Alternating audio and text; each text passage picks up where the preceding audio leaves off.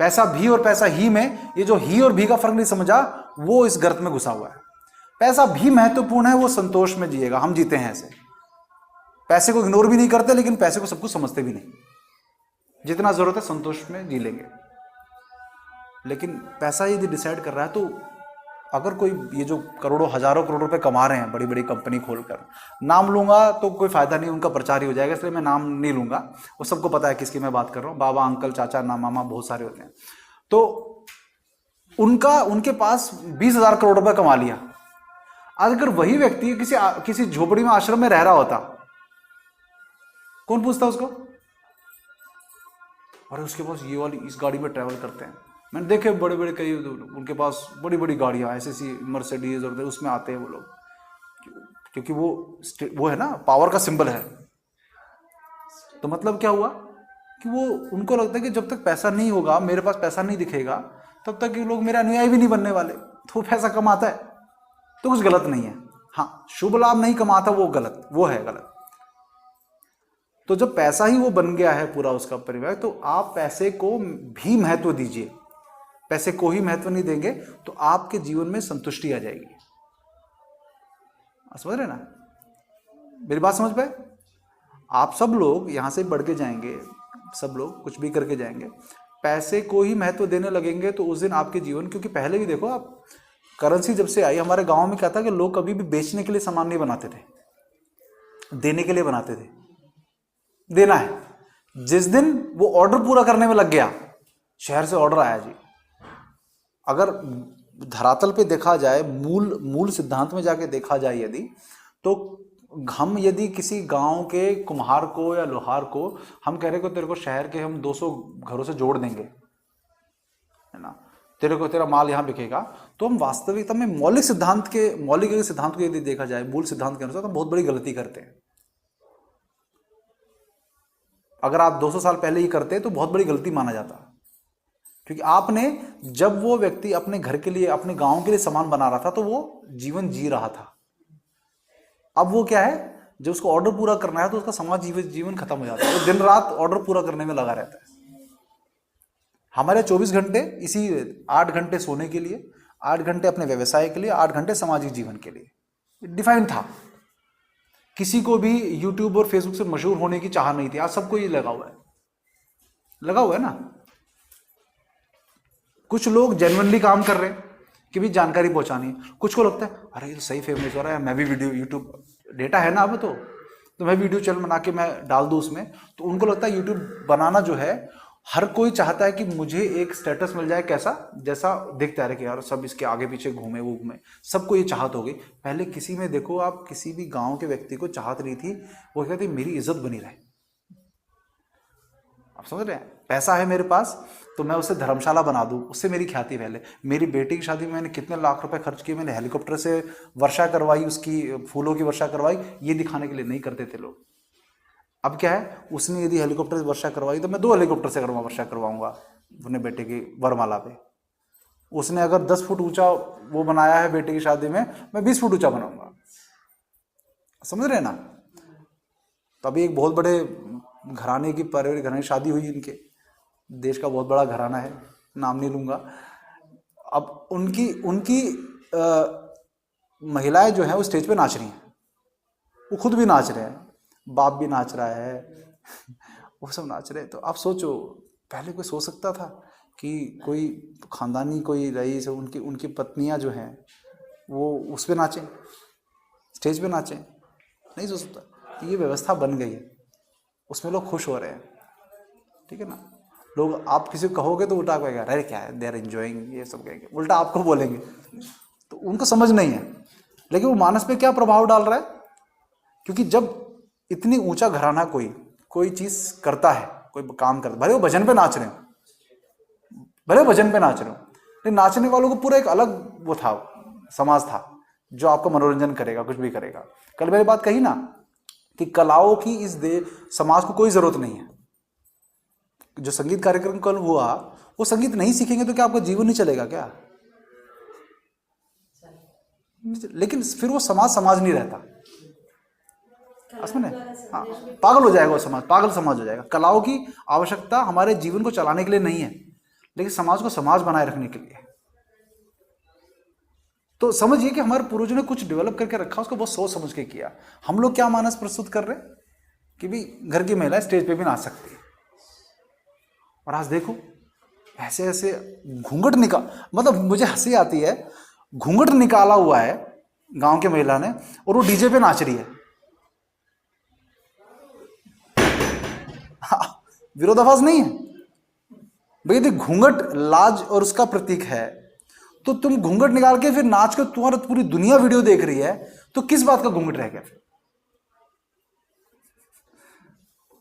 ये है उस डेटा को से मानस बिगड़ने की, वो जो है चरम की तरफ पहुंचने की सीढ़ी एक, कि घूंघट निकाल के भी पब्लिक में नाचना जो है वो स्वीकार्य है। दुल्हन जो है वो क्या होती है, एंट्री होती है। तो अब मैंने देखा, क्योंकि मेरे जो है कुछ विवाहों मैंने देखा क्या होता है कि दुल्हन विदाई के समय रोती नहीं, मतलब रोना चाहती है लेकिन रोती नहीं, खुश होके जा रही है। और मैं ये कहता हूं कि प्राकृतिक रूप से अपने माता पिता से आपका एक अधिकार खत्म हो रहा है, तो वो रो नहीं रही है, तो मतलब क्या हुआ कि माता पिता का अधिकार भी खत्म नहीं हुआ है। अब बात समझ रहे हैं? तो परिवारों को तोड़ने की तैयारी यहीं से शुरू हो गई। जब बेटी अपने माता पिता से अलग हो, जब आपको अलग होगे तभी तो रोना आएगा। आप बोलते नहीं माता पिता रोज व्हाट्सएप पे कॉल कर ही लिया करूंगी, तो दही नहीं जमने दे रही। दही नहीं जमेगा जब तक उसमें उंगली मारते रहोगे, मतलब बेटी का घर तब तक नहीं जमेगा जब तक रोज फोन करके उससे पूछते रहो बेटी ठीक तो है सब। आप दही जमाना है आपको, रात में खोल के हर आधे घंटे में उसमें उंगली मार के देखो जमा नहीं जमा, जमेगा दही? वही हमारे देश में ये उसकी शुरुआत है कि बेटी अपने आप को सोचती है कि माता पिता, वो अपना सरनेम नहीं छोड़ती कि मेरा सरनेम मैं क्यों छोड़ूं, मैं ही क्यों छोड़ूं, मतलब मैं क्यों छोड़ूं, नहीं मैं ही अपना सरनेम क्यों छोड़ूं, ये छोड़ दे, ये मेरा सरनेम अपना ले। बुद्धि तो है नहीं ना कि क्यों ये सरनेम चल रहा है। लेकिन क्या है कि वो रोज फोन करके उसकी माँ पूछेगी बेटे सब ठीक तो है। तो भाई दिन में जब तुम किसी नए घर में गए हो, उस घर में तुम्हारा सेटल होने में, जब आप किसी जनरल डब्बे में घुसते हो, भीड़ भड़क का है, जब चलने शुरू ट्रेन होती है तो धीमे धीमे धीमे सब सेटल होता है, तो समय तो दो। तो फोन की वजह से क्या हो रहा है, रोज फोन कर बेटा सब ठीक तो है, नहीं मम्मी आज सुबह बड़ा दिक्कत हुआ, अरे ऐसा कर दिया, तू ऐसा करा कर, मार दी उंगली। समझ रहे हैं? वो जिस घर में रह रही है उसकी बुद्धि उसमें दी नहीं कि मैं अपने परिवार को अपनी तरह से समेट लूं, क्योंकि वो संस्कार नहीं दिए, वो नहीं दिए उसको। तो अपने हाथ से खाना खिला के मेरी परी बेटी है, परी बना परी बना के भेज दिया, उड़ी जाएगी वो। समझ रहे मेरी बात? तो उसको एक परिवार को संभालने लायक महिला तो बना के नहीं भेजा ना आपने। पढ़ाई उसने आपसे अलग होके की, वो किसी शहर में जाके वो अलग पढ़ी, तो माता पिता की आदत नहीं है उसको, आप ही की आदत नहीं है, वो सास ससुर की तब डालेगी आदत। फिर को बेटा सब ठीक तो है, अरे मम्मी बड़ा दिक्कत है यार, तो बहुत टोकते हैं, बहुत ये करते हैं, यही करेंगे ना, तो क्या होगा बेटा अच्छा ऐसा है ये हो, तो अपनी राय देना शुरू करेगी फिर। और माँ अगर घर बसाने वाली हुई तो शायद बचा भी ले, और माँ में बुद्धि नहीं हुई तो अब जो जनरेशन आगे आने वाली है ना, जो हमारे बाद की, जो मेरी बेटी है, मान लो मेरी बेटी को, मान लो मैं जिस तरह से भी बड़ा कर रहे हैं, प्रयास कर रहे हैं, आगे ईश्वर इच्छा है, लेकिन अपनी बेटी, उसकी जो बेटी होगी उसको तो कुछ पता ही नहीं होगा। तो मेरी बेटी जो आज जिस प्रकार के समाज में बड़ी हो रही है, मेरी बेटी किसी की बेटी, वो जो देखेगी उसके अनुसार, उसको तो बच्चे की डिलीवरी का कुछ नहीं पता, बच्चा डिलीवरी होने के बाद क्या होता है। मैं तो कहता हूँ आज की बूढ़ी महिलाओं को नहीं पता। कई लोग बोलते हैं मेरी माँ तो ये मेरे से ज़्यादा मॉडर्न है। भैया मैं तो जितना जानता हूँ मेरी माँ भी नहीं जानती उतना, तो उनसे मैं क्या पूछूं। मैं कहता अपनी माँ के, आपको कुछ खिलाया पिलाया तो होगा जब आप पैदा हुए थे, कोई घुट्टी पिलाई होगी, कुछ घिस के पिलाया होगा। कहते नहीं जी उनको कुछ नहीं पता। तो ये हो गया है। तो ऐसा समाज जो है ये किस कारण से, एक फोन के कारण कि इनकमिंग फ्री हो गई है। देखो छोटी चीज कितना प्रभाव डाला, परिवार को तोड़ने की व्यवस्था। देखो अगर आप इसके एप्लीकेशन देखोगे तो इतनी जगह पे चली जाती है जिसकी हद नहीं। समझ रहे हैं ना? तो मैं कहता हूं कि इसको स्ट्रेंथ बनाइए, इसको स्ट्रेंथ बनाइए। तो ये इस पे अपना खुद का भी आप विश्लेषण करिए। स्ट्रेंथ बनाएंगे तो मुझे लगता है स्ट्रेंथ बन जाएगी। कोई बहुत बड़ी प्रॉब्लम नहीं है, थोड़ा सा हमें बस विचार की करने की जरूरत है। इसके लिए देखिए अध्ययन की भी जरूरत नहीं, शास्त्र पढ़ने की आवश्यकता नहीं है, क्योंकि आज जो है श्रवण प्रधान समाज है, जो सुनकर ज़्यादा। और हमारे यहाँ रहा भी, देखो किताबें, बहुत लोग मुझे कॉल करते, वीरेंद्र भाई राजीव भाई की किताब चाहिए। राजीव भाई ने कोई किताब लिखी नहीं आज, कोई नहीं लिखी। कार्यकर्ता लिखते थे, वो करते थे, वो अपना नाम के मेरे नाम से बिक जाएगी, उनके स्टॉल लगते थे, वहाँ बिकती थी। अब व्यवस्था चलानी, स्वावलंबी व्यवस्था। तो मेरे को कोई किताब नहीं लिखी। वो कहता नहीं नहीं, राजीव भाई ने तो बोला तो इसलिए ना कि वो नहीं बोलेंगे तो अब तक आप खरीदोगे नहीं। लेकिन किताबों के, और वो किताब लेने के बाद पढ़ता नहीं है कोई। मैं आपको सब बताता हूँ, अष्टांग हृदय की जो किताब है उसे कोई नहीं पढ़, एक पेज 2 पेज पढ़ने के बाद उनकी क्षमता नहीं कि क्या लिखा है भैया, समझ में नहीं आ रहा हमको, तो नहीं पढ़ते। हाँ, राजीव भाई ने जो बता दिया उसको सुनकर देखो। आप मुझे बता, राजीव भाई भी यदि कोई किताब लिख के चले जाते, कोई पढ़ता? नहीं पढ़ता ना। हमारे यहाँ श्रवण मतलब बोलकर दूसरे ने उसको याद कर लिया, इस प्रकार से जो है ज्ञान का हमेशा वो रहा कि ज्ञान जो है इस प्रकार से आगे चला है, बोलकर दूसरे ने कंठस्थ किया, इसीलिए ये ज्ञान बचा भी रहा हमारे यहाँ। सारे इधर तक्षशिला नालंदा जलाने के बावजूद इतना ज्ञान बचा है अभी भी, कि अभी भी लोहा मानते हैं हमारे पूरी दुनिया के लोग। तो श्रवण प्रधान है, इसीलिए कम से कम सुनना शुरू करिए। ये मत सोचिए कि मैं बुक खरीद के पढ़ लूंगा, हर किसी के वश में नहीं है, नहीं है हर किसी के वश में पढ़ना। उसमें से पढ़कर, और पढ़ना भी पढ़कर समझना, पढ़ तो लेंगे, रीडिंग तो मार लेंगे, लेकिन समझना फिर। तो आज वो बौद्धिक करो, समय भी नहीं है, कमाने भी जाना है ना, नौकरी पे भी जाना है, नौकरी पे भी जाना है, करना है। संडे का दिन मिला, उसमें क्या करूं, पढ़ूं या घर का सामान लाऊं, पत्नी के साथ जाके कुछ खरीदना लाना वो लाना, होता है ना ऐसा। 10 काम होते हैं और आधे ज्यादा बिना फालतू के होते हैं। तो आप समझ जाइए इस बात को कि आप लोग जो है इसको जितना भी अपना ट्रैवलिंग टाइम, जो ये YouTube, ये जो आपको डेटा मिला है, आप डेटा को, जैसे आपको दिन में 1 GB मिल रहा है, तो आप वीडियो अपने रुचि के अनुसार, ये नहीं कि कुछ भी सुनना है, नहीं, अपनी रुचि के अनुसार वीडियोस जो आपको लगता है कि रेलेवेंट, अच्छी इन्फॉर्मेशन वाले होंगे, कुछ जैसे मान लो मैंने रेफरेंस दिया किसी का या कुछ दिया, या तो उनको उन लेक्चर्स को डाउनलोड कर लीजिए ऑफलाइन। फिर कहीं मान लीजिए मेट्रो में सफर, मान लो ऑफिस जाना है, मेट्रो में आपको आधे घंटे का सफर है, या आप मान लीजिए गाड़ी में जाते हैं, बस में जाते हैं, कुछ भी है, तो ऐसा करके अगर उसको यूज करना ही है यदि, तो उसको सुनिए। फिर इंटरनेट की फिर जरूरत आपको नहीं रहेगी, ऑफलाइन डाउनलोडेड है। तो आप ना ऐसे टू डू लिस्ट करके, तो देखिए अध्ययन आपका स्ट्रांग होता जाएगा अपने आप। और उसके जरिए अगर कोई बात हो सकता है, मैं हर चीज अध्ययन नहीं कर सकता, आप फिर कोई, वीरेंद्र भाई ये बड़ी अच्छी इन्फॉर्मेशन मिली, आप देखिए जरा, तो मैं भी देख के फिर मेरा भी ज्ञान बढ़ जाएगा उसमें। तो ऐसा है। तो आप लोगों को कुछ प्रश्न हो तो भाई पूछिए, मैं तो अपने मन की बात कह दी आप लोगों को।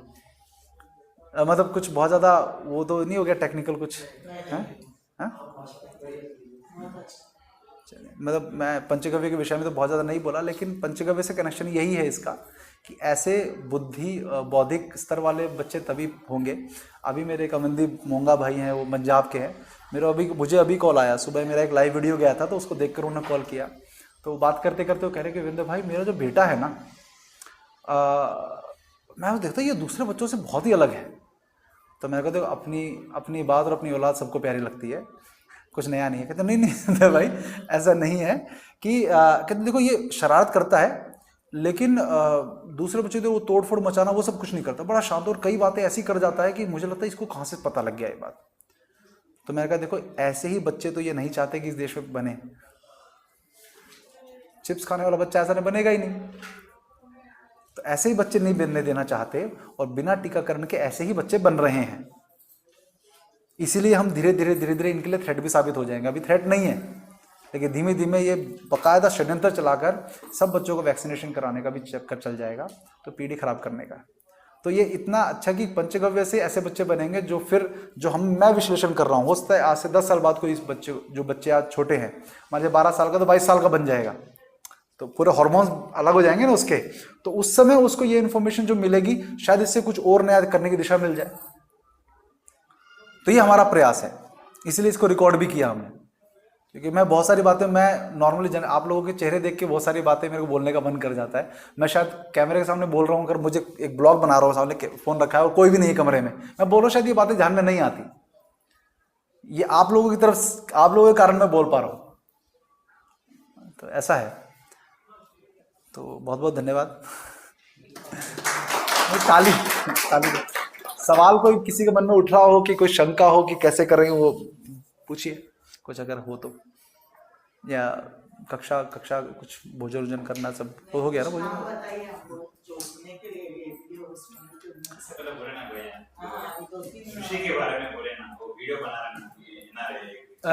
फिनोमिनल ट्रैवल वीडियोस, टेम्पल्स का पूरा हाँ फिनोमिनल ट्रैवल वीडियोस। सर जी अभी ये वैक्सीनेशन हो गई ऑलरेडी, बच्चों को दे चुके हैं, सो अभी उसको साइड इफेक्ट्स नहीं हुए जैसा कुछ नहीं, साइड इफेक्ट देखिए नहीं वो रहेगा, वो देखिए देखो कुछ तो नुकसान होता ही है। होता है, सो उसको बचाने के लिए तो क्या कर सकते हैं? स्वर्ण प्राशन बच्चों को जो है आप जो है प्राकृतिक इम्यूनिटी देने के लिए पहली बात तो ये कि उस विष को देना बंद करें, जो दे दिए ठीक है। साइड इफेक्ट होगा तो उस साइड इफेक्ट से बचने के लिए और टीके मत दीजिए।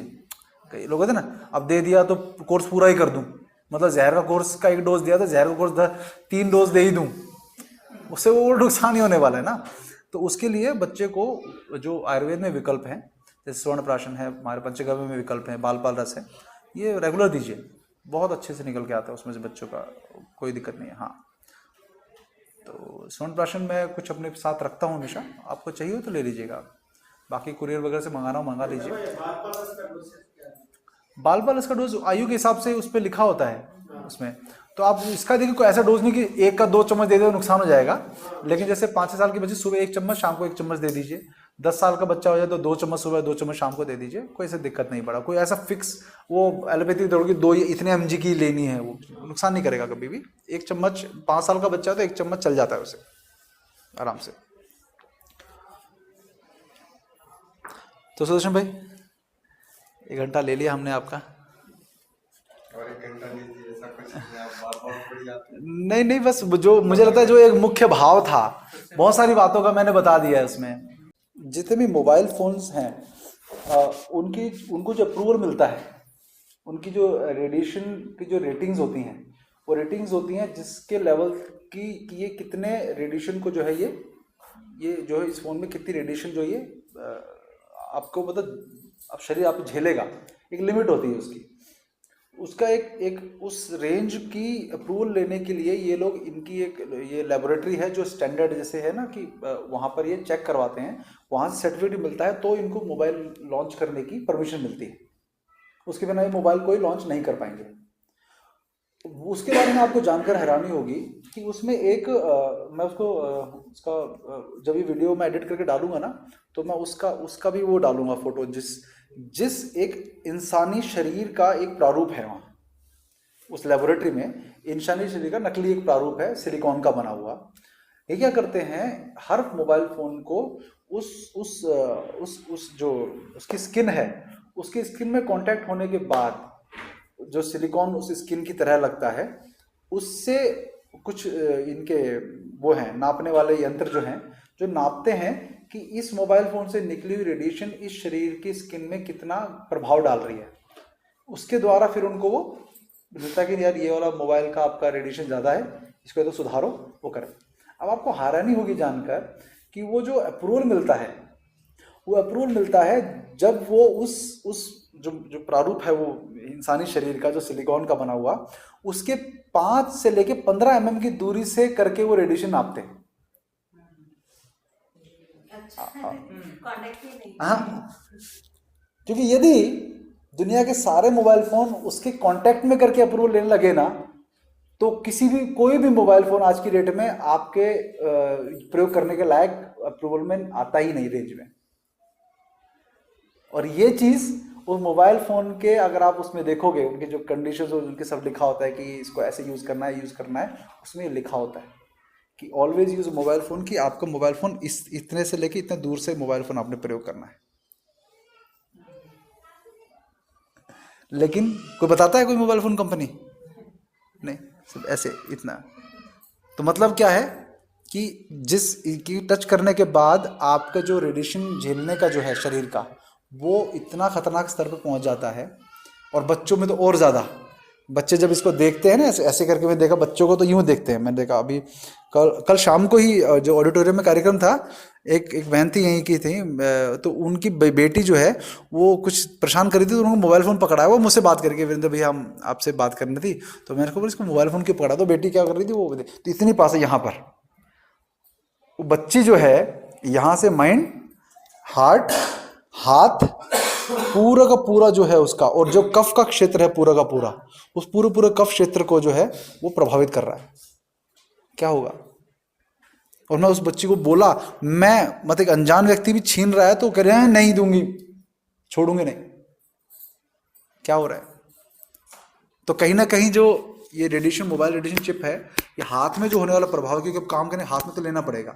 मेरे पास हमेशा मेरी जेब में वो रखा रहता है, ये कान में सुनने वाला। जब मुझे लंबी कोई बात होती है, देखो मैं निकालता हूँ जेब से और उसको लगाकर हेडफोन से, मैं उसके जो तार वाला है उससे बात, ब्लूटूथ वाले से भी नहीं करता कभी, ब्लूटूथ भी तो रेडिएशन है ना, लगातार आपके माइंड को प्रभावित करेगा।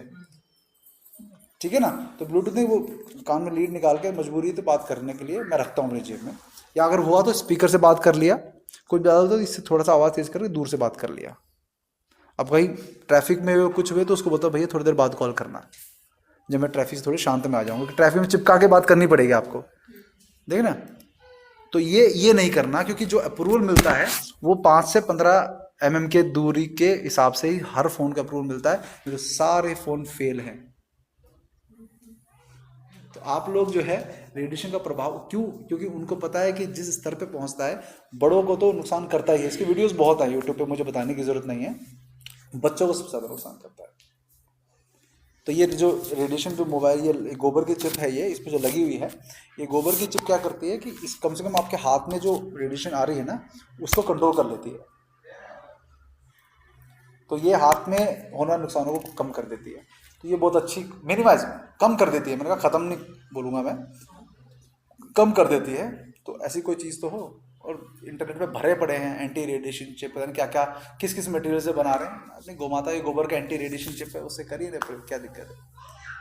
तो ये मतलब मूल है, ये देख लीजिए आप कि आपके हाथ में जो चीज़ है उसको प्रयोग करने का तरीका यही है। मजबूरी में यदि प्रयोग करना पड़ रहा है तो एक तो वीडियोस ऑफलाइन डाउनलोड करके, और फिर लगातार, क्योंकि और ट्रेन में कार में जब तेज गति से चल रही है उनमें कभी भी प्रयोग मत करना, क्योंकि उसमें जो है इसको सिग्नल को वो पकड़ने में वो बहुत ज़्यादा ताकत लगती है, तो आप झेल रहे होते हैं उसको। एक टावर से दूसरे टावर पे लैच ऑन होता है ना, एक टावर का सिग्नल है दूसरे, तो जैसे एक से दूसरे एरिया में पहुंचेगी तो दूसरे टावर का सिग्नल आएगा, फिर वो दोबारा वो होता है। तो जैसे कॉल कट जाती है तो ये दूसरे से दूसरे ट्रांसफ़र होता रहता है, उसमें ज़्यादा इसके बैटरी भी खर्च होती है और रेडिएशन भी ज़्यादा होता है। ठीक है ना? तो ये जो 4G 5G टेक्नोलॉजी आ रही है, तो ये दुर्भाग्य है कि अब हम चाहकर भी, मैं 2G में खुश हूँ, अब चाहकर भी 2G में नहीं कर सकते। ठीक है? अब ये तो बेसिक फ़ोन ले लीजिए, आप बेसिक फ़ोन लेंगे तो ही होगा। तो आप जो है ये 4G 5G क्या है, जब आप कहते हो किसी को, जैसे आपके घर में, ये ध्यान रखना, ये बड़े कहीं जिस जगह पे नेटवर्क नहीं आता, आप मान लो स्वर्ग है वो, बजाय दुखी होने के अरे यार नेटवर्क नहीं आ रहा, नहीं ये नहीं, अरे वाह नेटवर्क नहीं आ रहा, ये होना चाहिए।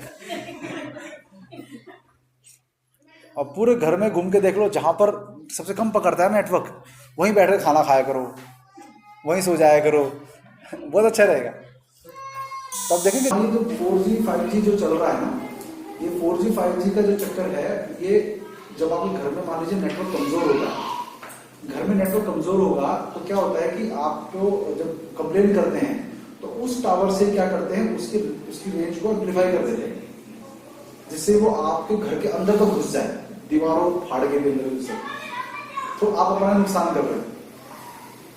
इस बहाने क्या होगा, यदि आपके घर में नेटवर्क कमजोर है तो इस बहाने कम से कम घर से बाहर आके बात करोगे, समझ रहे हैं? देखिए बाहर तो आओगे, दुनिया देखोगे, नहीं तो वो फिल्म जैसा हाल हो जाएगा। अरे हमारे स्विमिंग पूल भी है, घर से बाहर नहीं निकलेंगे, कोई औषधि नहीं रह जाता, कम से कम इस बहाने बाहर तो निकले।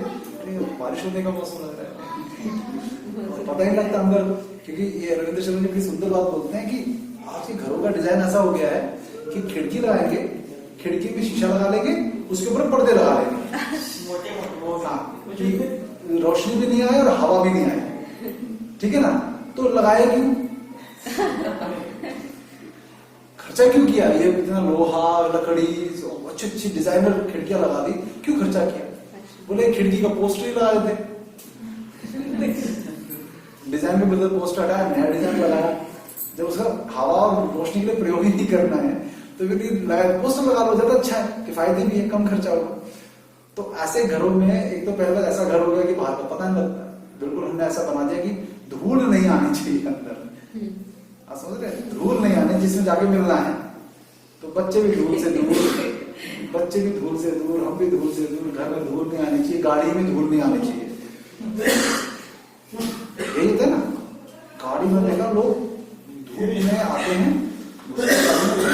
गाड़ी में धूल, मतलब धूल से सबसे दुखी हैं, तो मतलब क्या होगा कि फोन के बहाने जो है वो आप बाहर जाओगे देखोगे तो ये जो 4G 5G जो चल रहा है ना, ये 4G 5G तुझे, तो एक काम कर, कॉल कर मुझे, मैं हमेशा टाइम देता हूँ जब मेरे भोजन के, कई लोगों को कॉल करने का समय देता हूँ, तो मेरा तरीका ये है कि मैं उनको बोलता हूँ भाई शाम को, अगर इमरजेंसी नहीं है तो शाम को 6:30 बजे या 7 बजे कॉल कर, क्योंकि मैंने उस टाइम खाना खा चुका होता हूँ, तो खाना खाने के बाद मुझे उससे बात करते करते मैं वो लगाता हूँ, लीड लगाता हूँ, कान बात, अगर बात करनी है तो जेब में मोबाइल फोन रखता हूँ और फिर अपना उसको टहलते टहलते बात करते रहता हूँ, इस बहाने वॉक हो जाती है,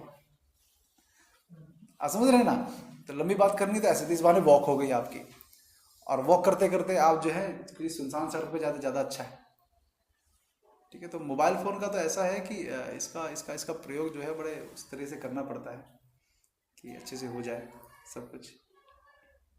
प्रश्न है, हाँ बताइए ना, कोई भी आप पूछिए।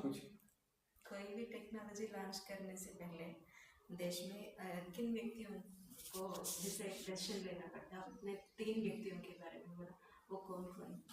नहीं अब नहीं, पहले की बात बता रहा हूँ, अब मैं भूल गया उसका, वो बहुत दिन पहले मैं गुरु जी रविंद्र शर्मा जी ने बताया था, एक दार्शनिक है, एक वहाँ का पुरोहित है, और एक शायद 3 विद्वान कोई होते थे, अलग नाम थे, मैं बताऊंगा, मुझे नाम याद ही आ रहा है क्योंकि इतनी सारी इन्फॉर्मेशन कई बार मैं बता दूंगा, ठीक है ना, उस वीडियो में मैं डाल ही दूंगा, लेकिन मैं नीचे टाइटल में डाल दूंगा, मुझे याद नहीं, उस टाइम तो पॉलिटिशियन नहीं थे, नहीं अब मैं ये कह रहा हूँ, अब तो संभव ही नहीं है, अब तो जिसको पैसा खिलाओगे वो डिसीजन ले लेगा, आप समझ रहे हैं ना, अब तो जिसको पैसा, जिस मिनिस्टर को, देखिए इसका बहुत बड़ा बताता हूँ कि एक PDF फाइल मुझसे आप व्हाट्सएप करोगे तो मैं भेजूंगा, द रियल पेप्सी स्टोरी, उसको पढ़िएगा। इस देश में कुछ लॉन्च करने के लिए किस तरह से पेप्सी कंपनी को इस भारत में घुसाने के लिए किस तरह से लॉबिंग की गई थी, कैसे इस देश में पेप्सी ने मूर्ख बनाकर हम लोगों का सीधे तौर पे इतना महामूर्ख बनाया हम लोगों को इन पॉलिटिशियन की सहायता से। साउथ का ही एक MP था, वो साउथ के MP की सहायता लेकर उस पेप्सी कंपनी ने इस देश में दोबारा घुस गई, पेप्सी के चक्कर में कोको कोला घुस गया और हम भुगत रहे हैं। मतलब वो इस बहाना लेकर घुसे थे कि जैसे कि भाई इस देश में पेप्सी होनी चाहिए नहीं होनी चाहिए, इस बात पे बहस ही नहीं हुई, आप समझ रहे हैं, बहस ही नहीं होगी। तो जो पूरी पुस्तक है, जब रियल पेप्सी स्टोरी आप पढ़ेंगे तो उसमें बड़े बड़े लोगों के नाम हैं, राजीव गांधी से लेकर आपका कौन सी कंपनी थी वो, कोला कोई कंपनी थी दिल्ली में, वो थे कैंपा कोला को लेके पार्ले कंपनी ने किस तरह से, भारतीय कंपनी थी, उसने किस तरह से नाको चने चबवाती थी पेप्सी को कैंपेनिंग, मार्केटिंग कैंपेनिंग में, मतलब उसको धूल चढ़ा दी थी।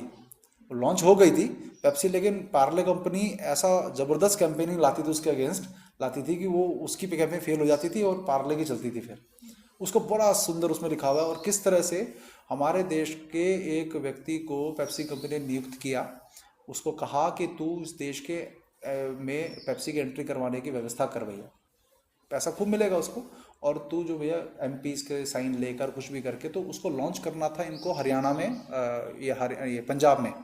इन्होंने कहा था कि हम आलू और टमाटर की जो है आपकी फसल बढ़वाएंगे, आलू टमाटर की फसल बढ़वाएंगे। तो आलू टमाटर की फसल का इन्होंने क्या किया कि पूरा मेमोरेंडम जो एग्रीमेंट साइन हुआ भारत सरकार से, उसमें ये बेवरेजेस जो है ना सबसे नीचे लिखे हुए थे उनकी, हम ये करेंगे, ये करेंगे, ये करेंगे, ये किसानों के भले के लिए, सबसे नीचे था कोल्ड ड्रिंक बेवरेजेस। कि भाई हमारे लिए वो इम्पोर्टेंट क्या नहीं है, हम तो किसानों का आलू और टमाटर जो है उसका, आलू किसके लिए, चिप्स के लिए, टमाटर केचप के लिए और भी कई कामों के लिए, इसके लिए हम आपका किसानों का खूब सारा खरीदेंगे। तो भारत सरकार तो मूर्ख होने पड़े, तो उन्होंने उसको साइन करवा दिया। एक साउथ का एमपी तक लॉन्च हो, मतलब पेप्सी ने काम करना है पंजाब में, लेकिन पंजाब में करने के बजाय उसको साउथ के एक एमपी को पकड़ा। वो साउथ के एमपी ने जो है अपना जो सर्कल में करते करते पूरी बड़ी कहानी, फिल्मी कहानी जैसी वो।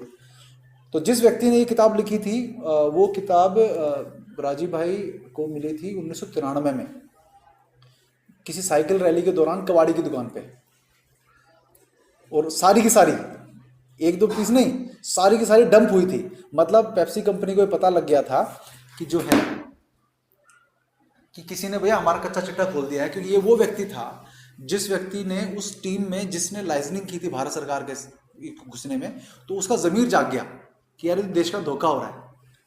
तो उसने वो पूरी किताब लिख डाली, वो पूरी उन चर्चाओं में शामिल था वो व्यक्ति। लेकिन उस व्यक्ति का आज कोई पता हमें आज तक तो चला नहीं, उसका एड्रेस भी दिया था उसमें वो व्यक्ति, लेकिन उसकी सारी की सारी किताबें खरीद के कबाड़ी के बाद डंप कर दी गई।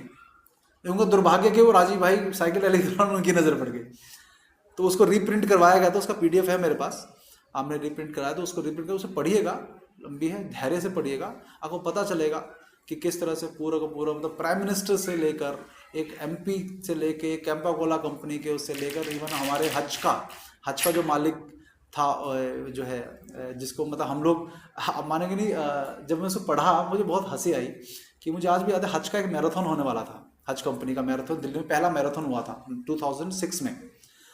उस मैराथन में हम लोग तो हज के एम्प्लॉय थे, हम लोग भी गए थे। तो हमने उस समय हमारे उसको देखा था, जो जिस व्यक्ति का ना असीम घोष नाम है उसका, तो उसको देखा था, हम कहते हैं देखो प्रेसिडेंट है हमारी कंपनी का। तो उस समय जो भावना थी वो थी कि मतलब इंस्पायरिंग वाली, लेकिन जब वो किताब पढ़ी उसमें उसका नाम आया कि असीम, ये सब लोगों ने बड़ा करे। और ये जो कहता है ना टाटा कंपनी वोल्टास जो कंपनी है, उसने ज्वाइंट वेंचर करके घुसाया था पेप्सी को, जो कहते हैं टाटा स्वदेशी। हाँ, तो स्वदेशी कुछ नहीं होता, इन्होंने टाटा वोल्टास का ज्वाइंट वेंचर करके भारत में घुसाया था पेप्सी को। जो मोरारजी देसाई की सरकार ने जो भारत कर दिया था ना इनको, उसके बाद की रेट पेप्सी में शायद एक डॉक्यूमेंट्री भी बनी, डॉक्यूमेंट्री में कुछ बनी है कि कैंपा कोला पार्ले का प्रोडक्ट था, कोक ने कोका कोला को खरीदा, फिर उसके बाद वो आपस में मिल गए, उसके बाद वो दोनों राइवल, बड़ी वैसी कहानी है वो बड़ी। तो ये इस पे तो मैं कह रहा हूँ कि ये बढ़नी चाहिए। तो ये इस हिसाब से कि डिसाइड कोई नहीं करता इस देश में, ये आपके डेमोक्रेसी के रास्ते से आपको मूर्ख बनाकर इस देश में कुछ भी लॉन्च कर सकते हैं। दार्शनिक और वैज्ञानिक के साथ हाँ, वो अब कुछ है ही नहीं जी। मतलब इतना आज वैज्ञानिक इस देश में एडमिनिस्ट्रेटिव काम कर रहे हैं, रिसर्च नहीं कर रहे, उनको एडमिनिस्ट्रेटिव काम में लगाया। आप पूसा इंस्टीट्यूट के वैज्ञानिकों को देख लो आप, वो वहाँ के कुछ सीनियर साइंटिस्ट मेरे दोस्त हैं, वो कहते हैं कि हमें रिसर्च तो छोड़ दो, हम लोगों को एडमिनिस्ट्रेटिव काम में लगाए रहते हैं। आज ये आयोजन हो रहा है, आज उस नेता के लिए आयोजन करना है, तो ये करना है, वो करना है, तो इसी में लगे रहते हैं। तो क्या रिसर्च करेंगे, क्या वो डिसाइड करेंगे? उनको खुद को अकल नहीं है। मैं तो कहता हूँ उनको, मेरे तो मित्र तो मैं बोल देता हूँ मैं कहा आपका फिजिक्स, केमिस्ट्री और बायोलॉजी आज की डेट में इस देश को बीमार करने में लगा हुआ है। आप जो फिजिक्स, केमिस्ट्री, बायोलॉजी पढ़ते हो तो फिजिक्स यूज होती है कि एक चिप्स का डिजाइन कैसा होना चाहिए सो दैट वो अपीलिंग लगे बच्चों को। फिजिक्स यहाँ यूज हो रही है, केमिस्ट्री यहाँ यूज हो रही है, इसमें क्या क्या डाला जाए कि खराब ना हो, या इसके अंदर क्या क्या केमिकल डाले जाए जो हमारे बॉडी को जो है वो। तो बायोलॉजी कहाँ अप्लाई हो रही है कि ये जो केमिकल्स हमने डाले ये हमारी बॉडी में जाके किन किन हार्मोन्स को छुड़वाएंगे जिससे हमें इसकी लत पड़ जाए। तो फिजिक्स, केमिस्ट्री, बायोलॉजी यूज किसके लिए हो रही है? देश के बच्चों को बीमार बनाने के लिए। तो क्या करना है, इसी पढ़ाई का अचार डालेंगे हम।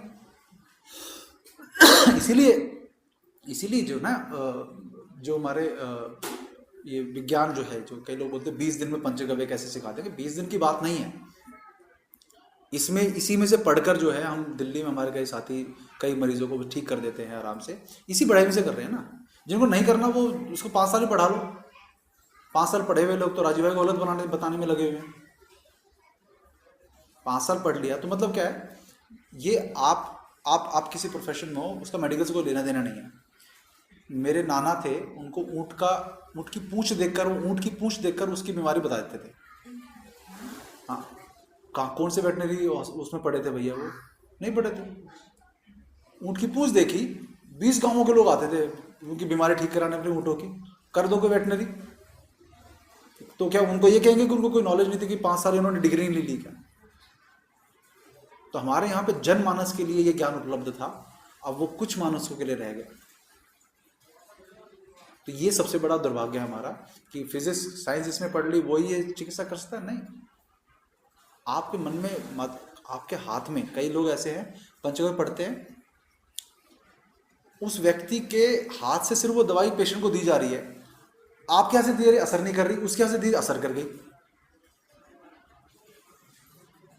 हाँ हो रहा है। एक है हमारा साथी दिल्ली के पास में, तो वो गांठ वगैरह जो दूर करनी होती है वो पता नहीं है, कहते मैं देता हूँ ठीक हो जाते हैं। और कई लोग दे दे के वही अर्थ दे दे के तंग आ गए, कुछ नहीं हुआ।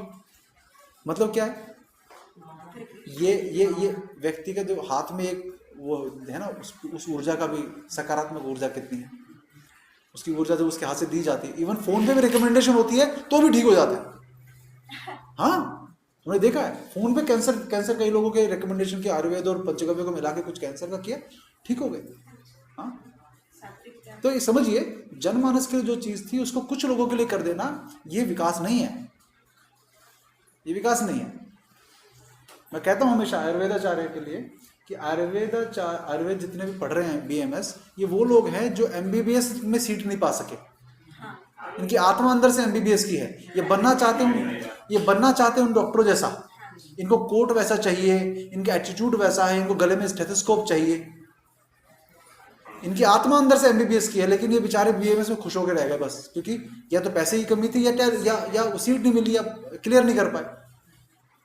लेकिन अंत में जब ये बन के आते हैं BMS, इनके एटीट्यूड, इनका काम करने का तरीका सारा वही रहता है।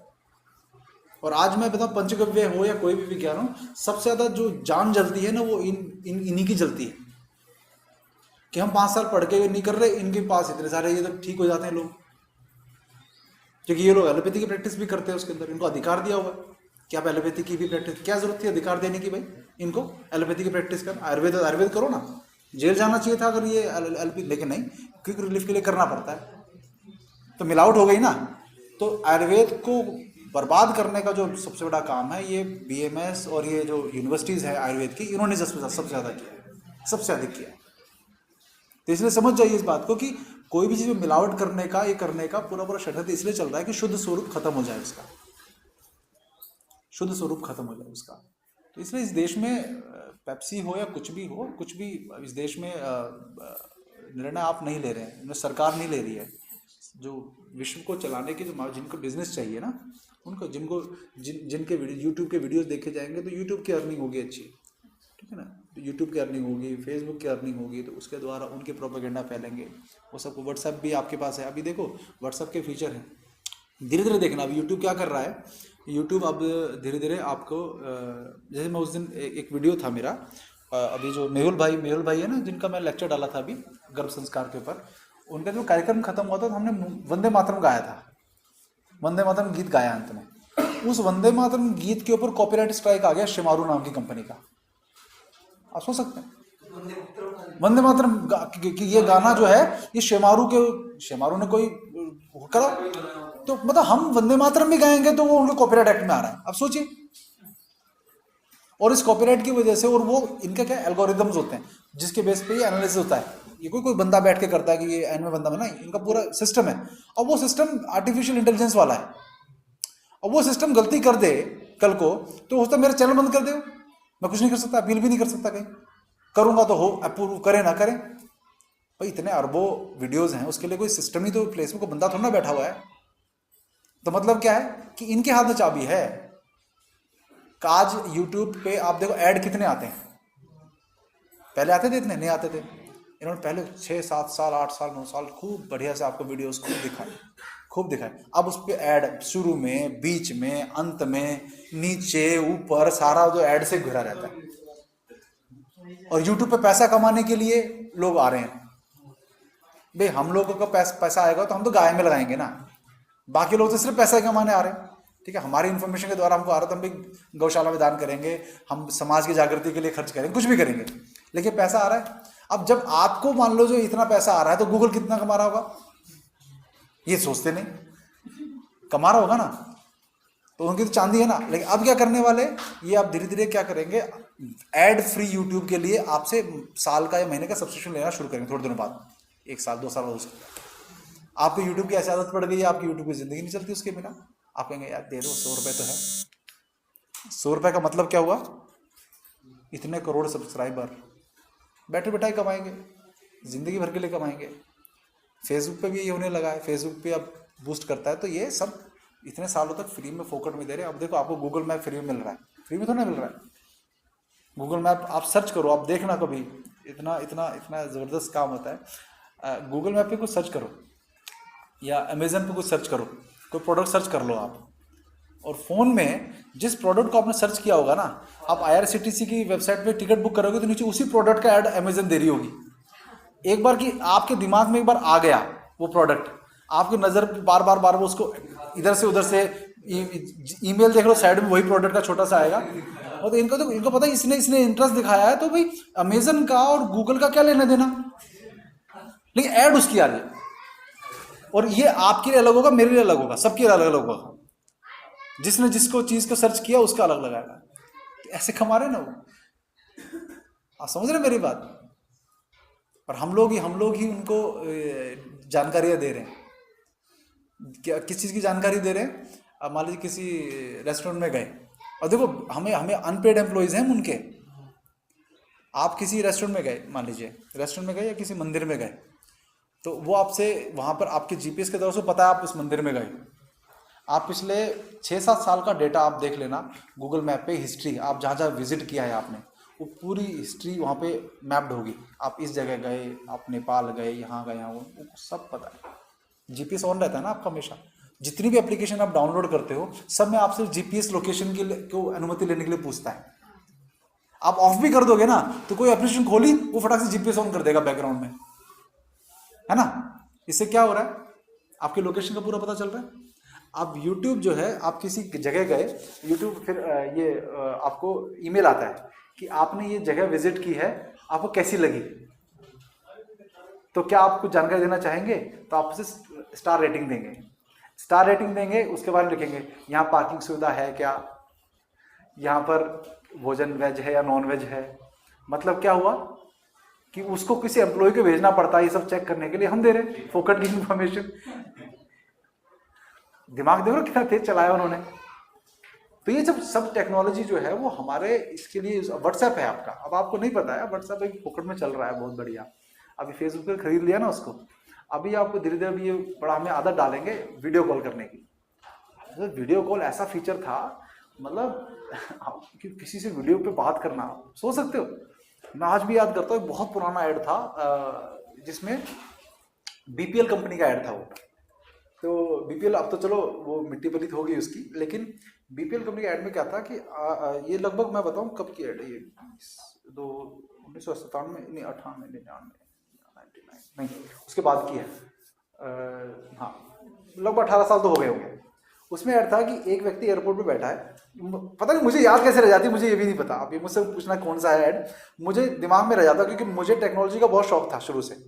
तो मैं बड़ा विस्मित हुआ जब उसने देखा कि एक व्यक्ति, उन्होंने 3-4 फ्यूचर की टेक्नोलॉजी के बारे में उस ऐड में दिखाते थे कि BPL जो है वो फ्यूचर टेक्नोलॉजी का सर्वे सर्वा है, ऐसे करके वो ऐड था उनका।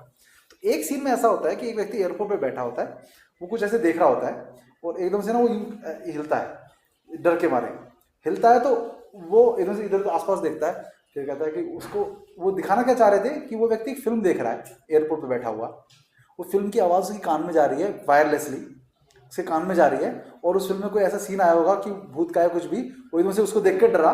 तो मतलब उस समय आप ये सोचो कि कोई व्यक्ति एयरपोर्ट बैठ के फिल्म देख रहा है अपने हाथ में रख के, मतलब अनहोनी बात है कि सोच भी नहीं सकते थे आप कि यार तो बड़ी जबरदस्त टेक्नोलॉजी होगी।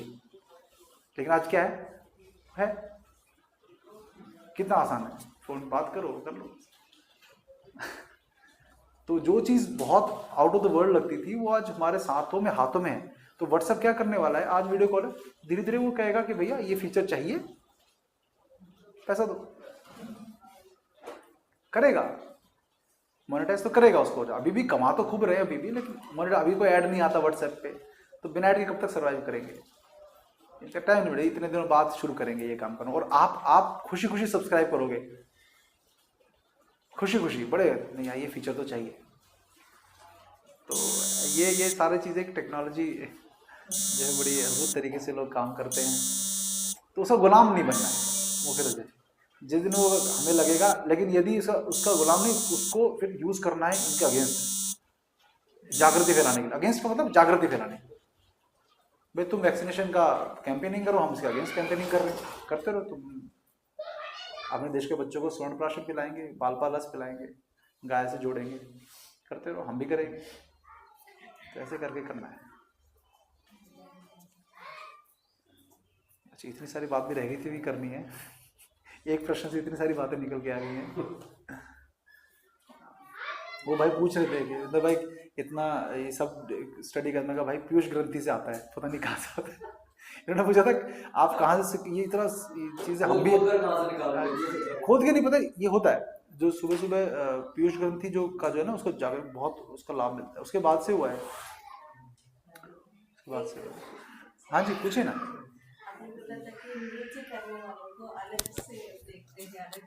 किसको करने वाले को? हाँ मतलब अलग अभिप्राय रखते हैं लोग उनके ऊपर। लेकिन मैंने पढ़ा था एक पुस्तक में, जो समस्याएं हैं समाज में वो लोगों तक पहुंचने के लिए एक माध्यम जैसा उपयोग करते हैं। क्लासिकल नृत्य में ऐसा होता है। हाँ है ना। आपकी राय में क्या वो भी गलत? नहीं, देखिए मैं वही बोल रहा हूँ, नृत्य का स्वरूप जो है, कला का जो स्वरूप है, वो आज जो हो गया है, मैं उसकी आप आज भी जो लोग आप नृत्य देखते हैं, आप कभी ओडिसी नृत्य देखिए, कथकली देखिए, तो आपको उसको देखने के बाद ऐसा लगेगा कि मैंने ये वास्तविक जो कला है ये है।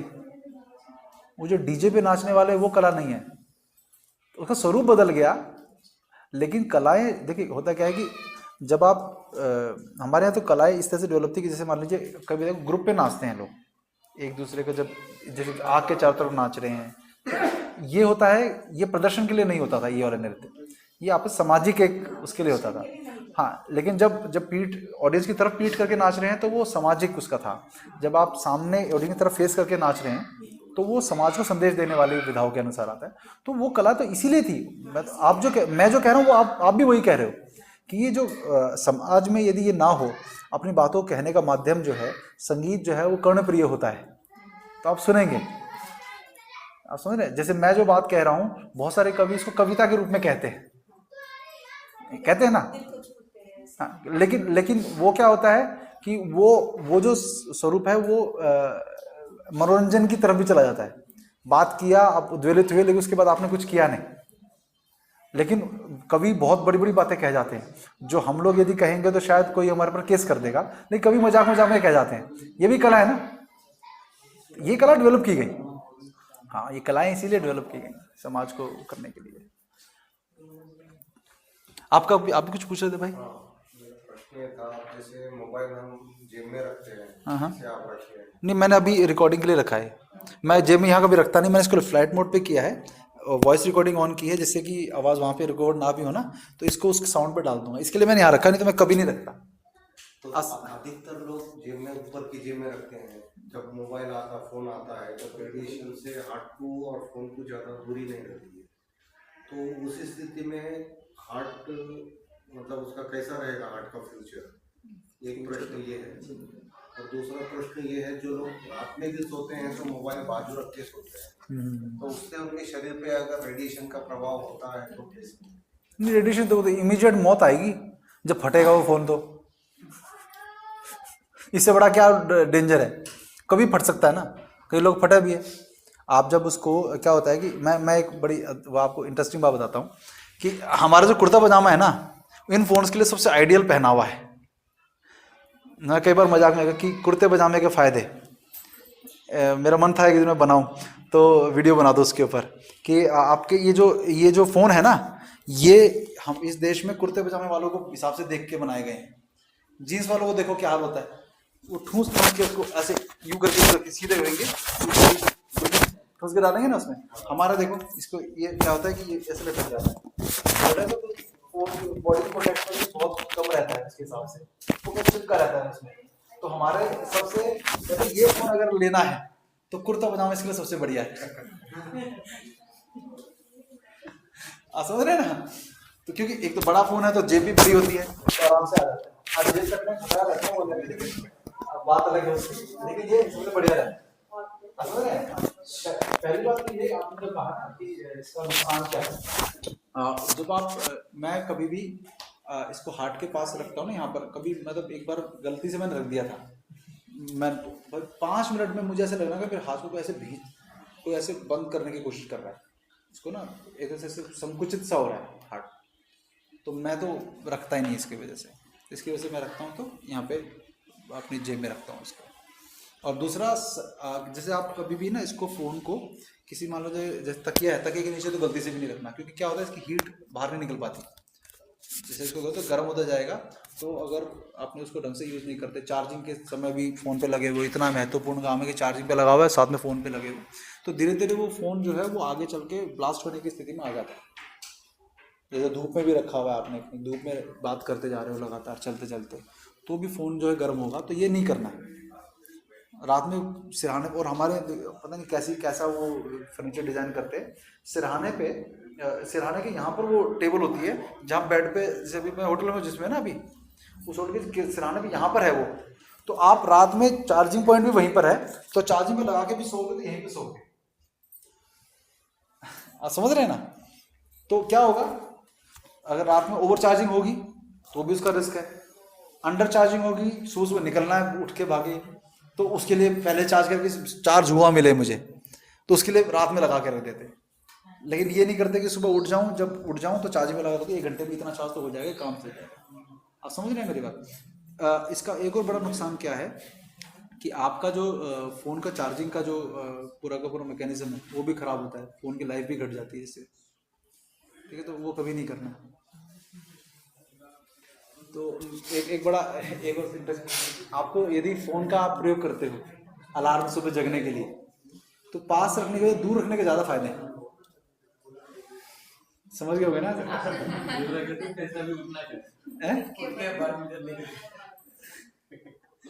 तो एक बड़ा फायदा है कि आप उठोगे तो हाथ मारा बंद कर दिया, अरे अच्छा 5 मिनट है अभी, स्नूज कर दिया, ठीक है ना? और स्नूज चक्कर में गलती से बंद हो गया तो फिर जहाँ जाना था वो रह जाता है।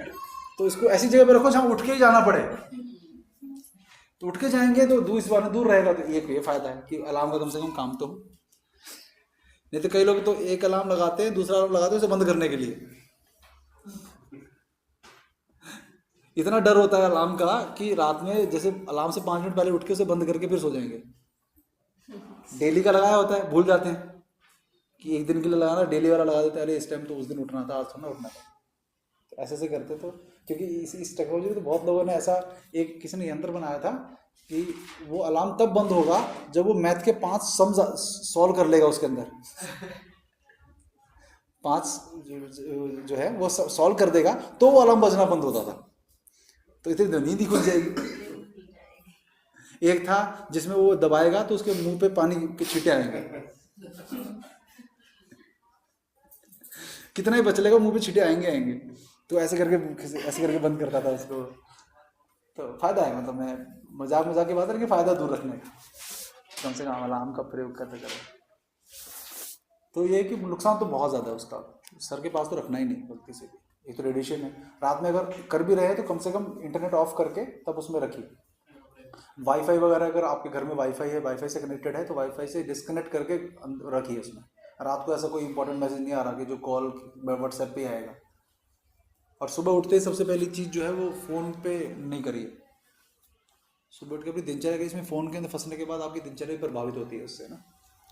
मैं देखा कई जगह वो सुबह उठते उनको फ़ोन ही ढूंढते हैं, वो कहाँ है, उठते कोई मैसेज तो नहीं आया रात में, क्या तुम करोड़ों का बिजनेस लूज हो रहा है तुम्हारा। सुबह उठते हो ना, मतलब तो सुबह उठते ही फ़ोन ढूंढना है, वो तब होगा जब आपका दूर होगा, तो नहीं करेंगे ना आप। तो भाई इतनी इमरजेंसी है कि रात में तो लैंडलाइन लगा होगा घर में, तो लैंडलाइन पे डाइवर्ट कर दो उसको, बजेगा लैंडलाइन बच जाएगा, हैं? नहीं ले लो, मना तो नहीं। आजकल एयरटेल का जो है वो होता है, वाईफाई आता है उसका, तो फ़ोन देते हैं वो लोग फ्री में, फ्री कॉलिंग है उसमें। तो देखो, आपको पता है अमेरिका में मैं जिस कंपनी में था वहाँ पे हमारे अमेरिकन क्लाइंट्स बहुत थे, ठीक है ना। जैसे वहाँ की फॉर्च्यून 500 जो कंपनीज़ हैं उनमें कई हमारे क्लाइंट्स थे। हमने एक चीज़ देखी वहाँ पर 2000 कब की बात कर रहा हूँ मैं, 2006 की भी, 6 के बाद 6 से लेकर 7-8 तक। तो हमने एक चीज़ ये देखी कि वहाँ के लोग जो है ना वो इसका सेल फोन हमारे यहाँ चलता था, वहाँ पे भी चलता था, लेकिन ज़्यादातर लोगों के घर में सबके लैंडलाइन है, वो मोबाइल प्रेफर नहीं करते। एक तो उनकी आंसरिंग मशीन होती है उनके पास, लैंडलाइन है, और वो लोग अपने पत्र व्यवहार बहुत करते हैं, राइट मी ए पोस्ट कार्ड, ये so what you can do is you can write me A post card. तो अपने नाम की उसकी स्टैंप वगैरह लेकर रखते हैं अपने पास। तो वो देखा कि उनको वो इस चीज़ को भुगत के उस पर आ चुके हैं। हम भी आ जाए लैंडलाइन पे, क्या दिक्कत है? फ़ोन को जब घर से बाहर निकले तो फ़ोन होना चाहिए, घर में क्या ज़रूरत है? समझ? कई लोग तो आजकल वो इसके अंदर 3.5 mm जैक आया ना, वो फ़ोन जैसा है भाई, उसी से बात करनी तो लैंडलाइन लगवा लो ना। क्या होता है कि कॉल फॉरवर्डिंग पहले दिक्कत थी, अब हो सकता है संभव, क्योंकि इसकी सारी कॉल फ्री है। अब सारी कॉल फ्री हो गई, तो मैं कह रहा हूँ एडवांटेज ढूंढना। अब एडवांटेज नहीं ढूंढते, इसकी कॉल फ्री है। तो जब भी आप किसी पे कॉल फॉरवर्ड करते हो, पहले अगर मान लो आउटगोइंग कॉल आपकी मान लो 200 मिनट की है महीने की, या आउटगोइंग कुछ चार्ज लगता है उसका, तो यदि आप फॉरवर्ड करते लैंडलाइन पे, तो इस नंबर से उस नंबर पे लैंडलाइन पे कॉलिंग का चार्ज लगता। देख, अब जब इस पे सारी अनलिमिटेड कॉल्स फ्री हो गई हैं, तो मैं कहता हूँ जब घर में हो तो इस पे से कॉल आगे कर दो ना, फॉरवर्ड कर दो। इंटरनेट तो वाईफाई से आ जाएगा, कॉल फॉरवर्ड कर दी, इससे सीधा कॉल उस पर आ जाएगी, बात उस पर कर लो, और आउटगोइंग को कोई चार्ज नहीं है तो उस पर भी कॉल फॉरवर्डिंग का कोई चार्ज नहीं लग रहा आपको। आसान नहीं? तो ये चीज हाँ हाँ, आप जब इसमें कॉल फॉरवर्डिंग सेटिंग्स होती हैं, उसके GSM कोड्स होते हैं कॉल फॉरवर्डिंग का, तो इसमें **21* मोबाइल नंबर या लैंडलाइन नंबर जो भी साथ, उसके बाद हैश आप प्रेस कर दोगे तो जो नंबर डाला है वो उस पर फॉरवर्ड हो जाएगा, सारी कॉल्स फॉरवर्ड जाएंगी।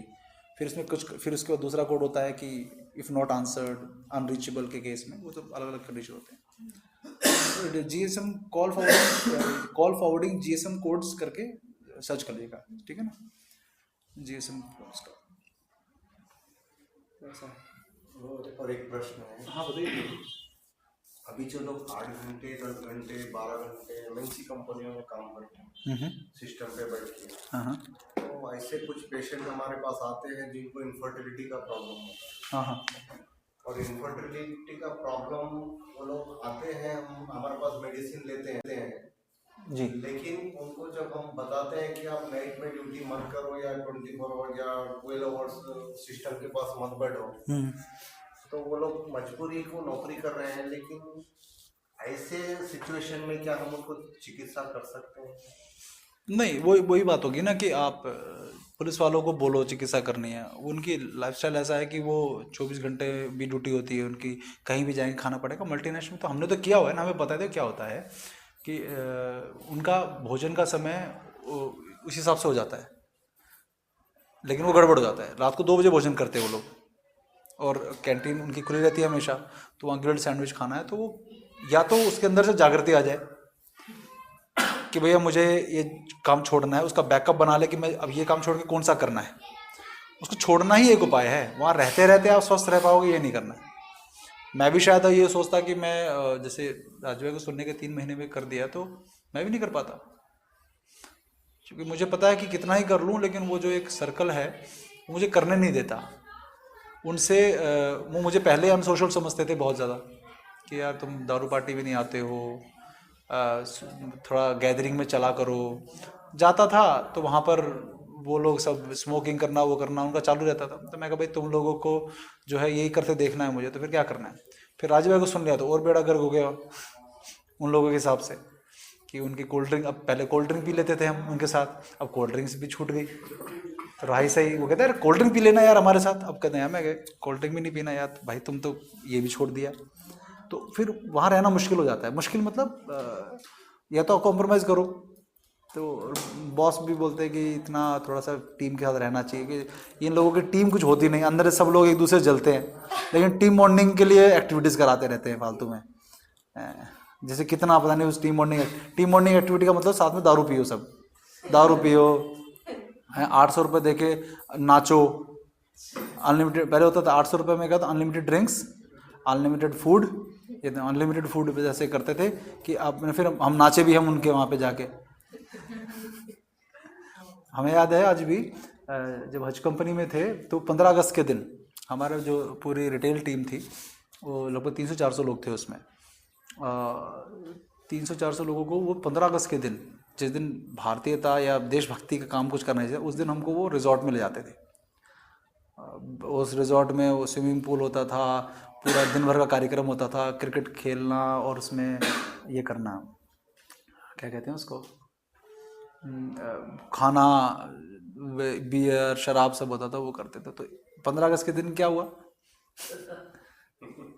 भारतीयता तो जगी नहीं। तो मुझे तब मैं राजीव भाई को सुना नहीं था, ये बात है कब की, 2008 की, 8 की शायद, 7 की या 8 की, उस समय नहीं, हाँ तभी की दिया नहीं, उससे पहले 2005 की, 5 की, 4 या 5 की, 2004 या 5 की है।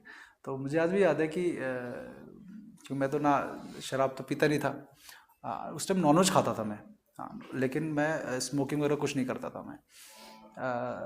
तो क्या हुआ कि जब वो प्रोग्राम हो रहा था तो उस समय ये फिल्म थी कजरारे कजरारे वाले गाना है ना, जो उस टाइम बड़ा फेमस था। तो आधे घंटे तक मुझे तो 20 बार वो गाना बजा होगा, और 20 बार जो स्टेज पे लोग हैं वो अलग अलग लोग एक ही गाने पे नाचे थे, सब लोग जो है ना, जो भी आ रहा है उसी पे नाच रहा, वो इतना फेमस था उस समय गाना। तो जब हो गया कार्यक्रम तो फिर मैंने बोला कि मुझे भी कुछ बोलना है। तो ऐसा नहीं है कि राजीव भाई को, वो कहते हैं कि अगर राजीव भाई को सुनने के बाद ये जो अंदर से प्रेरणा जगी, ये कहीं ना कहीं चिंगारी दबी थी पुरानी। मुझे आज भी याद आता है कि 1998 में बॉर्डर फिल्म रिलीज हुई थी, 97 या 18, 1998 के 2 अक्टूबर का दिन था, मुझे आज भी याद है। 2 अक्टूबर 1998 को मैंने बॉर्डर फिल्म दिन में मैं लाल किला घूम के आया था, और लाल किला जाने के बाद मैं शाम को मैंने बॉर्डर फिल्म देखी थी, ठीक है। पहली बार लाल किला में एक म्यूजियम है जहाँ पे क्रांतिकारियों का वो लगा हुआ है। वहाँ मैंने पहली बार चंद्रशेखर आज़ाद की वो गोली लगी हुई जो पेड़ के साथ उनकी ना फोटो, तो उस समय कोई यूट्यूब तो था नहीं, इंटरनेट के हम देख पाते, तो पहली बार वो देखी। और उससे भी पहले मैं और भी छोटा जब था, जब मैं 92-93 की बात, तो टीवी में एक प्रोग्राम आता था द इंडिपेंडेंस स्ट्रगल के ऊपर, वो चित्र स्लाइड शो आता था फोटोज़ का, वो अंग्रेजी में आता था लेकिन वो स्लाइड शो आता था कि जिसमें वो कहानी पीछे एक नैरेटर बोलती रहती थी उसको, और उसके स्वतंत्रता संग्राम की कहानी चित्रों में चलती थी, उसके हर रोज़ कुछ नया बताते थे। मुझे बड़ा मज़ा आता था उसको देखने में। मैं ये इसके लिए नहीं कह रहा हूँ कि बचपन से होता है, लेकिन पता नहीं क्यों मुझे मज़ा आता था। और मैं अपनी जो स्वतंत्रता संग्राम की कहानी जो मेरे हिस्ट्री की बुक में होती थी, उसमें सबसे ज़्यादा नंबर मेरे आते थे हमेशा, क्योंकि मैं उसको इतनी बार पढ़ डालता था। आर्मी स्कूल में होते हुए भी एक अच्छा जो काम उस समय होता था, 90 पता नहीं कब की बात है, हमारे कोर्स में 6th क्लास में जो था वो था रामायण थी और महाभारत थी अगली क्लास में। तो वो मुझे इतनी इंटरेस्टिंग लगती थी, मैं उस रामायण को, महाभारत के एक एक पात्र को मैं लगभग 6-7 बार एक साल में पढ़ जाता था उसको, पूरी किताब को। तो मुझे सारे याद रहते थे, प्रश्न कभी गलत नहीं होते थे। उसके बाद जब ये तो पता नहीं जो भी था, चंद्रशेखर आज़ाद की जब मैंने फ़ोटो देखी, आप मानोगे नहीं, मेरा दोस्त मेरे साथ था एक, वो कहता भाई तू क्या देख रहा है इतनी देर से इसमें? कहते मैंने पहली बार किसी को मरे हुए की फ़ोटो देखी है। था ना, अब भाई इस उम्र में किसी की डेड बॉडी तो कभी देखी नहीं, और भी चंद्रशेखर आज़ाद की, क्योंकि मैं स्वतंत्रता संग्राम को पढ़ता रहता था तो मुझे पता था कौन थे। तो मैंने कहा यार ये देखो इन्होंने, तो मन में एकदम से आया, देखो यार इन लोगों ने, मतलब वास्तविक फ़ोटो थी, तो मन में ही आया कि देखो इन्होंने हमारे देश के लिए जान दी। पैट्रियोटिज्म था अंदर, कहीं ना कहीं चिंगारी थी। उसके बाद फिर उस फोटो को मैं, अब फोटो तो खींच नहीं पाए, कोई कैमरा वैमरा तो था नहीं उसके बाद, उस समय अलाउड भी नहीं था वहाँ पर। तो मुझे याद है कि मैं उस फोटो को मेरे साथ, पता नहीं वो मेरे माइंड में अंकित हो गई वो चित्र, कि यार देखो इन्होंने कैसे जान दी, कि इमीडिएट हमारे क्रांति को हमारे लिए जान दी, खुद को गोली मारी। तो उसके बाद जब ये आगे चलकर हमारे इसमें आया तो मुझे उस दिन आज याद आता है कि मैंने वो हच वाले उस रिजॉर्ट में जो गए हुए थे, मैंने क्यों बोला वहाँ, मैंने क्या बोला वहाँ। मैं जब उठ के बोला, मैंने कहा कि आप सब लोग बड़ा आनंद ले रहे हैं वो सब, क्योंकि मेरे स्कूल में मुझे स्टेज का डर तो मुझे दूर करा दिया था मेरे टीचर्स ने, तो स्टेज पे बोलने में मुझे डर नहीं लगता था। हाँ, बात नहीं होती थी समझे कि क्या बोला जाए, लेकिन उस समय जो मुझे लगा वो मैंने थोड़ा बोला, क्योंकि मेरे पास कंटेंट उसमें बहुत ज़्यादा नहीं था, लेकिन ये मैंने बोला। मैंने कहा देखिए आप सब लोग आनंद ले रहे हैं, लेकिन मैं एक बात आप सबको याद दिलाना देना चाहता हूँ कि आज हमारा स्वतंत्रता दिवस भी है। वो सबके सब, किसी ने शराब का गिलास पकड़ा हुआ है, किसी ने, वो सबके सब यूँ बैठ गए, सब कोई माथा पीटता है, वीरेंद्र तू उतर जा, क्या बोल रहा है। तो मैंने कहा नहीं मैं चाहता हूँ कि मैं वो जो पूर्व पश्चिम का गाना है ना, भारत का रहने वाला हूँ, मैंने फिर वो गाना गाया। तो ये चीज़ें हैं कि हमारे अंदर जो है वो तो उस समय अब जब राजीव भाई को सुना, उस ऐसा नहीं कुछ एक वीडियो के कारण मेरा ये राजीव भाई को, कि वो जो इतनी सरल भाषा में मुझे उसको दिशा देने के लिए, आप मानोगे 4 जून की जब घटना हुई रामदेव वाली, जो उनका पूरा तहस नहस किया था कांग्रेस सरकार ने, 4 जून 2011 का था वो, है ना, और 1 अगस्त को मैंने राजीव भाई को सुना था, तो गुस्सा तो इतना आया था। मुझे आज भी याद है, रंग दे बसंती फिल्म देखकर बहुत रोया था मैं, जब उससे पहले, लेकिन पहले भी बहुत रोया था भाई कि यार देखो हमारे देश के लिए हम कुछ नहीं कर रहे। मेरा एक दोस्त था लोकेश करके हच में मेरे साथ, वो तो हम दोनों ने फिल्म देखी थी साथ में, वो कहता वीरेंद्र भाई देश के लिए कुछ करना है। तो हम लोग क्या करते थे, पर्चे बांटते थे, मतलब उस समय जो दिमाग में विवेक था जितना, हम लोग पर्चे बांटते थे, क्या कि उस पर लिखते थे। तो अब्दुल कलाम आज़ाद का हमने एक लेक्चर सुना था, हैदराबाद का लेक्चर था वो शायद, वो उसमें अब्दुल कलाम ने देखा, बड़ा अच्छी बातें कही थी भारत के बारे में। तो हमने उसको राइट अप, उस टाइम में कंप्यूटर वेटर का बहुत ज़्यादा नहीं था, लेकिन मैं खुद हाथ से लिखकर फोटोकॉपी कराकर हम संडे के दिन पार्क में बांटते थे उसे। ये बहुत पहले की बात बता रहा हूँ मैं आपको। तो वो देश के लिए वही था हमारे लिए। जब 4 जून की घटना हुई तो उस समय बड़ा गुस्सा आया, देखो हमारे कैसे, रामदेव को मैं जानता नहीं, कौन रामदेव है क्या, मेरा योग कराते हैं, लेकिन वो पिटाई हुई, बड़ा बुरा हुआ, कुछ भी हुआ। हम गए, मैं अपना विरोध जताने जंतर मंतर गया।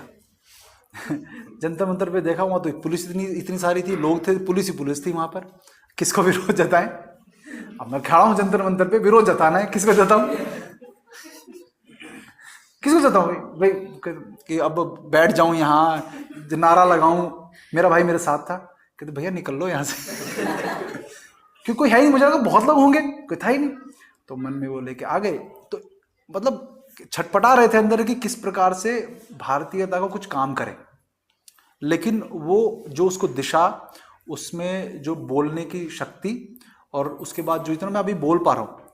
मुझे याद है 2008 की मैं बात बताऊँ, मैं मेरे गांव में गया, मेरे गांव जहाँ, जिसमें मैं पहली बार पढ़ा था 1988 के लगभग, जब मैंने शायद शुरू में वहीं से पढ़ाई शुरू की थी। मैंने गांव 6 साल के हम दिल्ली में आए थे गांव से, मेरे पिताजी आर्मी में रिटायर होने के बाद 88-89 में आए थे। तो मुझे याद है कि मुझे 2008 में 26 जनवरी का दिन था, मैं गांव में था अपने, जो मेरे पैतृक गांव है ये नीमराना के पास में। तो उन्होंने बोला, टीचर्स ने, कि भाई ये उस समय मैंने रैंगलर का, मुझे अभी याद है, लाल रैंगलर की मैंने जैकेट पहनी हुई थी, रैंगलर की जीन्स थी, लुई फिलिप की टी शर्ट थी, गले में मैंने कैमरा लटकाया हुआ था अपना, और बिल्कुल टिपिकल हो कि अब दिखाते थे हम कि शहर से आए हैं, समझ रहे हैं, वुडलैंड का जूता था सारा। तो कहते ये आपके गांव, ये आपके स्कूल के पढ़ाए हुए, ये दिल्ली में आज नौकरी कर रहे हैं बढ़िया, ये आप लोगों को कुछ अच्छी बातें बताएंगे। क्या बताऊं क्या बातें बताएं। एक कॉर्पोरेट में काम करने वाला, जिसके मन में 1998 में जो है एक चंद्रशेखर आज़ाद को देख के जो भारतीयता जगी थी, वो तो पढ़ाई ने और कॉर्पोरेट लाइफ ने सबने दबा दी। क्या बोले गांव को? तो मुझे याद है मैं 5 मिनट ज़्यादा नहीं बोला। क्या बोलूँ, क्या संदेश दूँ? गाँव की परिभाषा नहीं पता, गाँव के बारे में नहीं पता, इनको तो हम दिखावा करने आते हैं कि मेरे पास देखो जीन्स है, कपड़े हैं, इनको मैं क्या बताऊँ? तो क्या बोल के मैं बैठा कि आप तो झगड़ा मत करा करो।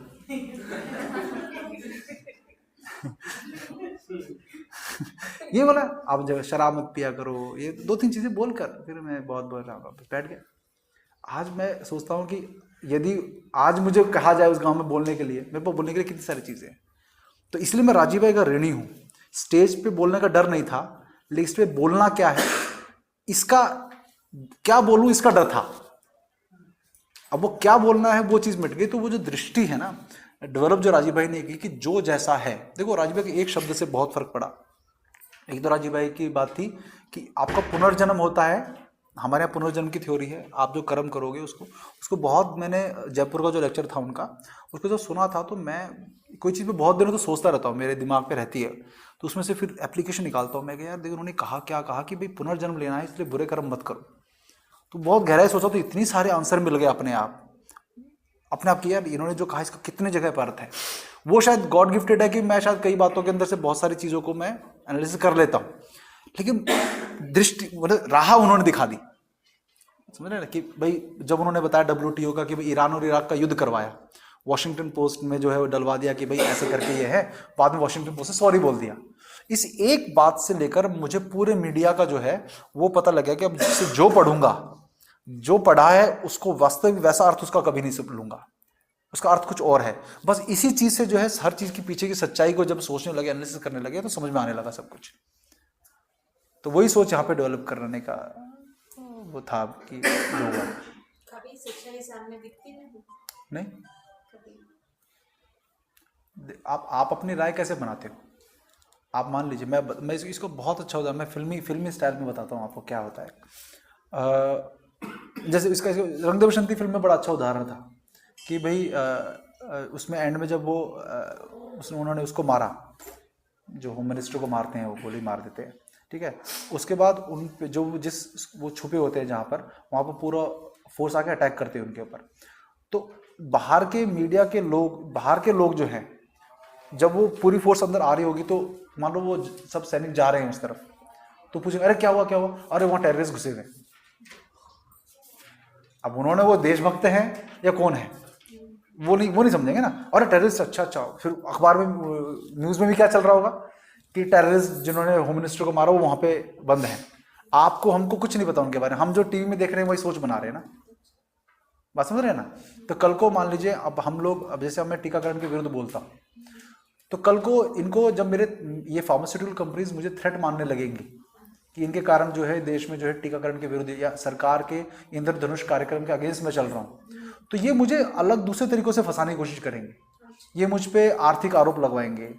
तो उसमें जो लोग, आप लोग मुझे जानते हैं, आप तो नहीं वीरेंद्र भाई ऐसा नहीं कर सकते, मुझ पे किसी महिला के साथ कोई दुर्व्यवहार करने का आरोप लगा देंगे, करेंगे ना। तो अब क्या होगा कि स्वदेशी के काम करने वालों को ने किया महिला के बदसलूकी। अब जिसने अखबार में पढ़ेगा, जिसको मुझे आज तक वो नाम नहीं पता, जिसको वो मेरा फोटो देखकर मेरे बारे में क्या विचार बनाएगा? हाँ, उसको मैं कौन हूँ उसके लिए? जिन लोगों ने मुझे जानते वही तो करेंगे ना, वही तो कहेंगे नहीं अरविंद भाई तो नहीं कर सकते ऐसा।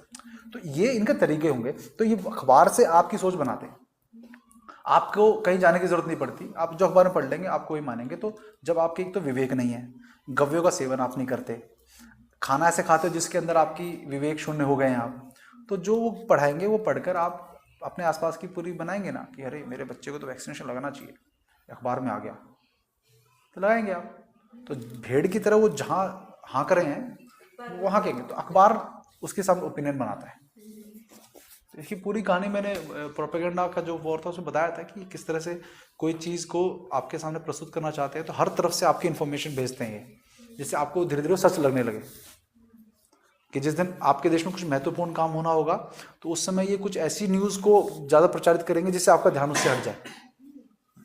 जैसे आपके देश में कोई मान लो ऐसा कानून जो देश को नुकसान करने वाला लागू करने आए, तो उस दिन मान लीजिए कोई ऐसा मुद्दा उठा देंगे कि जिसमें आप वही ध्यान लगा रहेगा। समझ रहे, ऐसा होता है, बहुत करते हैं डायरेक्शन को, किसी उस तरफ ध्यान ही ना जाए। बल्कि बड़ी खबर वो थी, ठीक है ना, वहाँ जाना, मुरलीधर राव जी को वहाँ जाना है ना, मैं समझ गया था। नहीं, बड़ा मुझे तो बड़ा अच्छा लगा आप लोगों के सामने मैंने, बट ये बातें मैंने कभी किसी सामने बोली नहीं, आज जो आपके सामने मैंने बातें बोली। हाँ बताइए ना। 10 times reading equal to 1 time writing बोलते हैं, लेकिन आप सुनने से ज़्यादा अट्रैक्ट होते हैं, ऐसे बोलते हैं। आज के लोग बता रहा हूँ मैं, श्रुति भी ऐसा भी, वेद भी ऐसा बता रहा है। मेरा प्रश्न ये है कि सुनने से याद रहता है या पढ़ने लिखने से याद? नहीं, आज जो है, पहले के लोगों का बुद्धि इतनी ऐसी थी कि वो कंठस्थ कर लेते थे, आज भी है ऐसा नहीं। गुरुकुलों में जो है आप देखिए वेद कंठस्थ करा ले जाते हैं, करवाने वाले पे निर्भर करता है, उसका भी प्रोसीजर है। नहीं, बोल के भी करते हैं, आज के लोग करना पड़ता है, पहले के बोल के करते हैं। क्योंकि इससे क्या हुआ कि ये पांडुलिपियां तो नष्ट कर देते थे, अब किसी ने रटा हुआ उसको कैसे नष्ट करोगे आप? हाँ इससे तो बचा रहा बहुत कुछ हमारे यहाँ पे। तो जो मतलब सुनना बेहतर है या पढ़ना बेहतर? बेहतर, इसमें से बेहतरी की कंपैरिजन नहीं है, आपकी जो क्षमता है वो करिए। अब आजकल क्या है, विजुअल मीडिया, मतलब वीडियोस को देख के ज़्यादा प्रभावित होते हैं लोग। हाँ, उसमें तो दिमाग, उसमें क्या है, जो इसीलिए तो बर्बादी भी उससे हो रही है और अच्छा काम भी उसी से हो रहा है। जैसे राजीव भाई का वीडियो है, वो देखेगा कोई, सुनेगा तो वो एकदम से प्रभावित भी हो रहा है ना, बशर्ते राजीव भाई जैसी आवाज़ हो, ठीक है ना। लेकिन राजीव भाई जैसा आवाज़ है तो वो प्रभावित हो गया। लेकिन वहीं अगर फिल्म में देखेगा, जैसे दंगल फिल्म है, दंगल फिल्म देखी किसी ने, नॉन चिकन खाना शुरू कर दिया लेकिन दंगल करना शुरू नहीं किया, कुश्ती करना शुरू नहीं किया ना। अब बात समझ रहे हैं, चिकन खाना था कुश्ती करने के लिए, लेकिन अब कुश्ती नहीं कर रहे लेकिन चिकन खा रहे हैं, वही वो चाहते थे। ये किसी, अगर दंगल नाम की किताब लिख देता तो कोई तो खाता कि चिकन नहीं खाता। तो ये नुकसान भी उसी तरह से हो रहा है और फायदा भी उसी तरह से हो रहा है, समझे ना।